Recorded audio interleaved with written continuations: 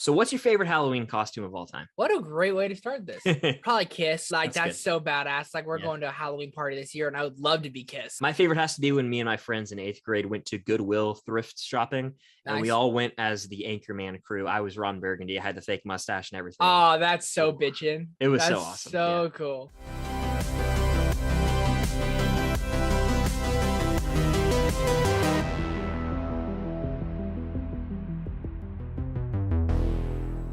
Ladies and gentlemen, welcome back to Hawkins. Today we're talking about Stranger Things Season 2, Episode 2, Trick or Treat Freak, which I think is a very fitting episode for us to watch as we approach October and spooky season is in the air. I'm going to be honest with you, I am really enjoying Season 2, especially on this rewatch.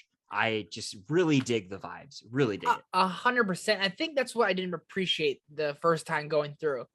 Like episode 1, it was great. And this one might be even better. You know, I love the vibes. I love how we're in the spooky season. We're right around the corner from October. Next week's episode will be in October. Yeah. So it feels really fitting right now. I really like it. Oh, yeah. And the cold open to this episode was so well done as we see 11 right after the aftermath of season 1's finale. We see her in the upside down in the school. She's like, Mike, where are you? And then seeing her go through like the gate into Hawkins again was so well shot. It was like maybe so gross almost. Like, really well done scene. They did really, I don't know like what they're using for like these effects or whatever, what the gooey stuff like it's slime, whatever it is. And then this episode we get a lot more of, in my opinion, one of my favorite duos on the show. It's Hopper and 11.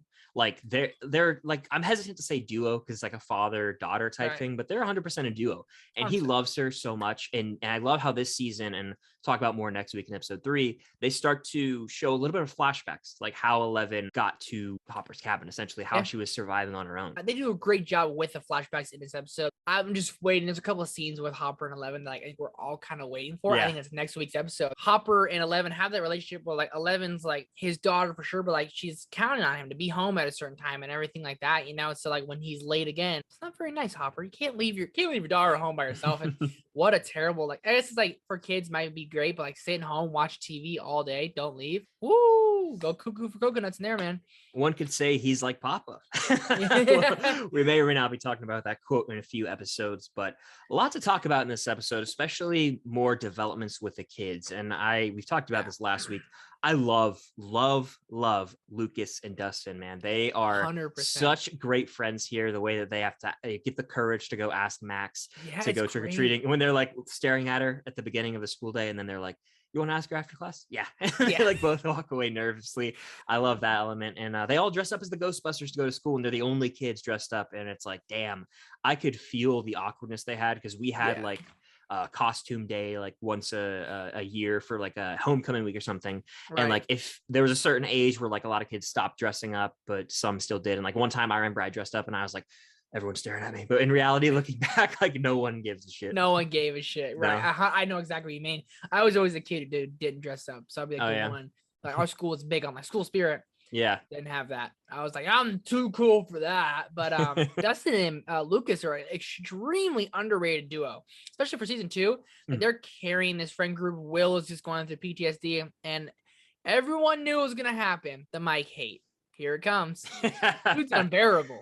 I don't even care at this point. I hope I'm known for the Mike hate. Like season 1 Mike was fine, but this Mike, I get it. You went through a lot, bro. I understand that. You lost the love of your life, but you're such a dick. And that's fine, but you're a dick. It bothers me. Every time he's on screen, I'm just like, shut your face, Michael. There's moments, there's a few in particular that really get under my skin for Mike. But then he has a few redeeming moments for me, actually, this episode. They go trick-or-treating, and there's a moment where all the kids are together, the main kids, and then Max jump scares them. And that's the moment where I'm like, Mike, just suck it up, because all the other kids are like happy to go on with her. But he's kind of like, being a Debbie Downer. And then he's like, oh man, it's boring anyway. I'm not having fun. Like later, he's like, I'll go with Will. Like he just has an attitude issue. And I think he's just taking out his grief on this situation and Max, and I think it's a little unfair to Max. Stop hating on Mike too much. Billy has quite a bit to do this episode. Billy, dude. And I love how Billy's just so unapologetically himself. Like he's an ass, and he knows he's an ass, so he rides the ass train. He's pushing the ass train. Like, dude, he literally almost kills the kids. He's literally flooring it, like going like over 100 miles an hour on a 30 mile per hour speed limit, and all the kids really have to do is hop over the ditch, but They don't do that, but he's like, do I get extra points if I hit them all in one go? Yeah. Like, he's going crazy, and like he plays it very well. And he's ripped, and Daycare plays this guy. So when they're on a Halloween party, and he's chugging. That's how you do it, Hawkins. He's smoking cigarettes in a house. He is just an 80s badass, and he is 100% taken the throne of the king of Hawkins High. And Steve, you could see he's kind of like when they walk over, he's like, yeah, we got a new champ, Harrington, like for the keg stand. And Steve's just kind of like, what they say. Yeah. And it's so, like, you son of a bitch. They have that rivalry that continues to grow throughout the season, obviously. But the Halloween party is a really great moment in this episode because it furthers Stancy and Jancy, and because that's like kind of where we're at right now. We're always comparing the two. Nancy decides, hey, I'm gonna drink a bunch. Steve, you said we want to be stupid teenagers. Well, that's what I'm just doing. And then she gets really, really drunk, and they have a scene in the bathroom. The bullshit scene. It's become iconic where she's just super drunk saying bullshit. And how do you feel about the scene? Like who are you, I guess, not siding with, but like who do you feel for more? Like Nancy, her point of view, or like Steve, or is it like a mixed bag? They always say drunk talks are sober thoughts, right? So Nancy's not happy with Steve, and she hasn't been happy with Steve. We know that. Did Steve really do anything wrong? He's trying to get her to stop drinking so much, which in my opinion, if your friend is over drinking, I believe it is your responsibility to get them to chill. I agree. Because making yourself act a fool embarrasses them, embarrasses you, it can ruin a party really quick. My friends do it. It's brutal. Where you're like, the party's over now. Like, thanks a lot. Nancy's going a little hard, and that's his girl. So he's kind of like trying to say, hey, like, just chill out. Like, and Nancy doesn't do that. So it's out of the ordinary for her. So I feel where Steve's coming from, but then I also feel where Nancy's coming from, that like, she doesn't like Steve. She's with him because that's what like society calls for and everything, you know, but I didn't realize how much I like Jonathan. Fair. Like, he's top 5 Stranger Things character season 1 and 2. Like, the dude is great. Such a nice, loving, and caring older brother. This is the peak Jonathan, I feel. Like, season 2, season 2, Jonathan's the best, man. I don't know what they do with him. Like, what happens to him? Because like, he's so nice to Will. He's a good, great actor, and like just how he portrays it. He's handsome too. You're like, dude, I'm on board with Jonathan. Yeah, I think that what happened with Jonathan is they kind of ran out of a role for him to have. Like, I think that happened a lot with season 4 characters. So we'll see what they do with it, but definitely can see where you're coming from. He's likable. Season 2, I agree. Peak Jonathan here. Yeah. And he takes Nancy home from the party, tucks her in at night, and he's just very loving to her. Steve, I feel like I would be pretty upset too if like I was told that, like, oh, so you don't love me? And she's like, bullshit. This is bullshit. Like, I would be like, I would, as a teenager, as a senior in high school, the hormones and all, you would be pretty upset, I imagine. So he's valid, I think, but Nancy was truly expressing how she felt. So it's complicated, and that's what I love about the Stancy relationship. 100%. I don't think there is a right or wrong side in this, right? Yeah. Nancy's telling him how he feels, and if anyone, guy or girl, got told that, like Steve said that to Nancy, Nancy would be really upset. Yeah. Nancy said to Steve, it's like, it was crushing him, and you're really seeing Steve get like he says in season 4, gave me the biggest smack on the head. Yeah. He's getting knocked off his pedestal by Billy, by Nancy, about to have no one. It's when he turns to Dustin. And I'm excited for that. I'm so ready for that duo. Another thing I love about this episode is we get more of that Detective Hopper.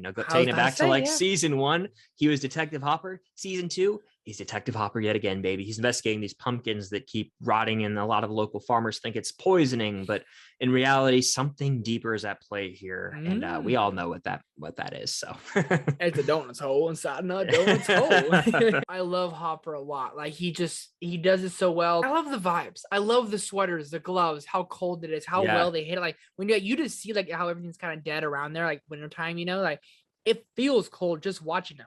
Yeah. I love seeing fall leaves. I love seeing, my favorite detail is seeing the breath in the air, like cold breath in the air. 100%. I love that. I'm gonna hop over to a different direction to maybe a Job or a Boyce, Bob and Joyce. I was about to mention that too. Yeah, Bob and Joyce in this episode, we get a lot more of them. And to be honest with you, man, I really like Bob. Like, he's just a sweet dude. Like, he never did anything wrong. He never deserved what he has coming for him in a later episode. 100%. And he's trying really hard. And when you're in high school and then you're a kid, like, you don't want that, right? You're like, that's my mom's boyfriend. And then I grew up without my mom's boyfriend. I was like, don't talk to me kind of thing.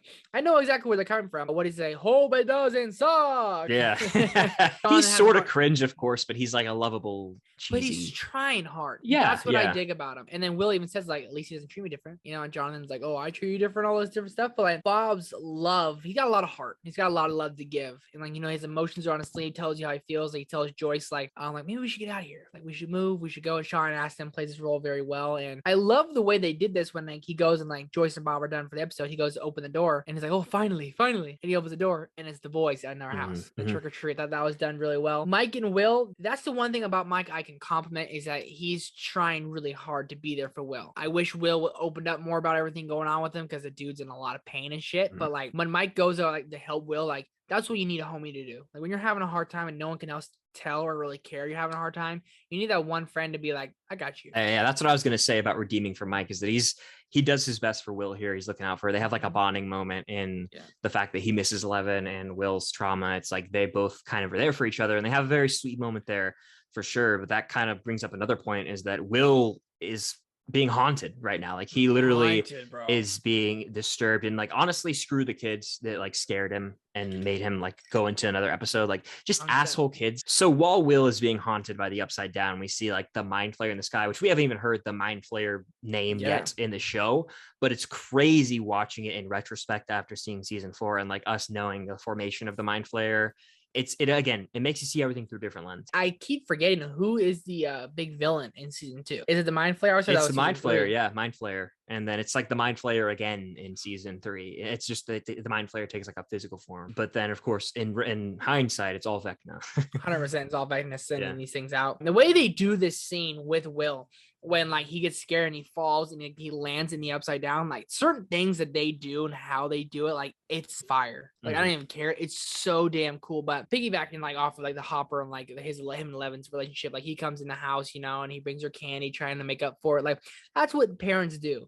They mess up in some way. They're not really going to apologize. They're going to like, hey, I got you something. You're like, really? We see 11 spying on Mike, right? Like this is the first time we see that. Yeah, we see 11 puts the blindfold on and she goes and like we think they're going to reconnect. Yeah. And then right when she's about to touch his face, he goes away. And then the episode truly ends. Little Dustin screaming at the garbage can. And this season, this might be my least favorite Dustin season because of how frustrating he starts to become with Dart, which we don't know who Dart is yet. We don't know anything about this little guy, but I forgot about that till this episode ended. I was like, that's right. Dustin gets his little pet. I love Dustin to death, but especially in the next few episodes, he makes some really upsetting choices. And it's like, dude, you're being an idiot right now. Like that's what I want to smack him upside the head and be like, 100%. Wake up. Obviously, like him and Steve gets together here in a couple like later episodes of the season, so it'll be great.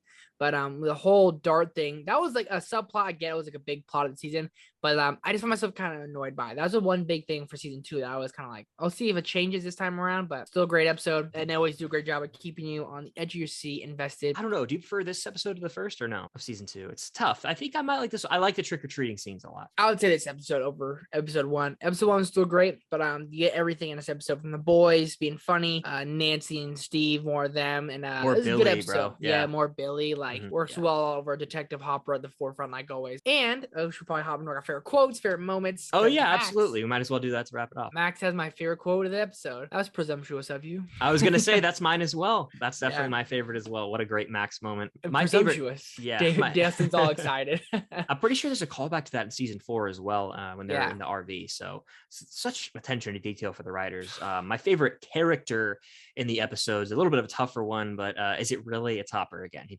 takes the cake for me. I just love seeing him be a detective. It's great to see, and he's the one every episode who has the most screen time. Yeah, every episode, like he's the main character. High key. I think every season, minus season 4, he's the main character in my opinion. I'm right there with you, Hopper. Joyce didn't get a lot to do. I can make an argument for like Dustin and Lucas. Yeah, they're funny and they're two guys with a crush on a girl. Do you remember those days? Middle school, like what are you in middle school right now? Yeah, they are. Yeah, so like junior high, you have a crush on a girl. Like all you're trying to do, like you're not even trying to say hi. You're trying to like, oh shoot, there she is. Yeah, you would just be afraid. I remember those days, man. It was nerve-wracking for sure. As far as favorite moment goes, I love when Max scares them on Halloween when she's wearing the Michael Myers mask. That's definitely my favorite. I'm gonna go I'm just gonna go the bullshit scene because that's the one scene I think of a lot with certain things. Probably one of the most iconic scenes though. I think so. Yeah, that's her line, dude.